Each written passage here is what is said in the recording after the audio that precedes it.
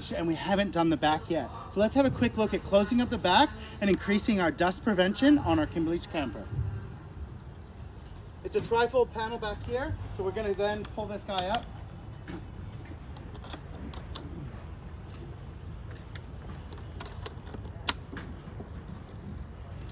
Now on this one, I haven't come all the way down yet, and so one of my tricks there to always make sure is when I come down that this guy is sitting just inside on that Kimberley Caravan. That's my umbilical cord as I come down. Now coming down here, what we're trying to do at this stage is grab our keys and we lock our door. By locking our door and then closing this up, our seal and our door is sitting right there all the way down. So the idea is to lock our doors before we clamp these 4 clamps down.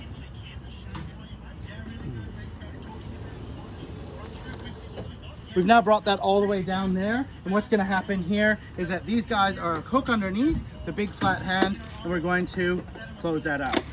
4 clips there. When we're finished in the back, throwing last minute things in here, we can now close this up at the back, and this panel comes down like this, and we can lock that up here on both sides. There's a demonstration of our Kimberley Caravan all set up. We're now sitting at just under 2.2 high.